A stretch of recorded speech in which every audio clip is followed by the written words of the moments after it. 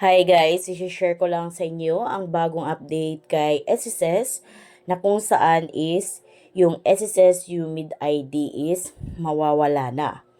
At ang ipapalit nito is yung bagong SSS ID. Ngayon, bago yan, kung kayo ay bago sa aking vlog, please consider to subscribe para updated kayo lagi sa mga bagong update na mga informative na mga videos ko. So, sa ngayon, nakapag-MOA signing nga si RCBC Bank or Discarte kay SSS CEO Declaro. So, ito ay ilalunch pa lamang. So, ganito na yung ating magiging SSS ID. So, ito ay hawak ng RCBC Bank. Ma-access nyo ito sa Discarte apps. So, nakaganda din dito is ito ay SSS ID na at bank savings pa. So, through these Kartik apps, dito nyo ma-connect or malink yung inyong SSS ID. So, kung wala pa kayong Discartec apps, download nyo lang ito sa Play Store. So, nakaganda din dito, may interest rate ito. So, yung savings ninyo or kung mag-save kayo dito kay Discartec, magkaroon ng interest yung inyong savings dito. Pag once na may claim kayong benefits kay SSS, so dito nyo ma-check sa Discartec apps kung pumasok na yung benefits na kiniklaim ninyo. So halimbawa, mag-file kayo ng maternity benefits.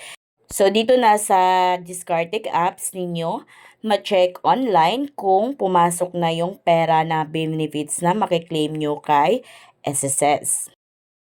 Dito naman sa Union Bank, so ito is partner na talaga ni SSS through the Humid ID, ang Union Bank. Kung kaya kasali din sila dito sa pag-update ng SSS ID. So, pwedeng ang makuha ninyong SSS ID is yung may hawak is RCBC or kaya Union Bank.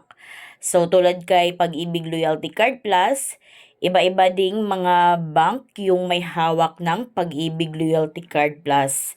Ang nakaganda din dito guys is dito sa SSS ID is pwede na ang lahat kumuha nito.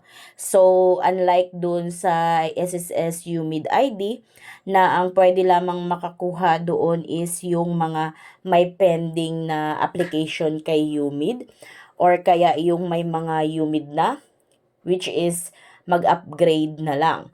Pero dito sa bagong update na ito is lahat pwede nang kumuha ng SSS ID.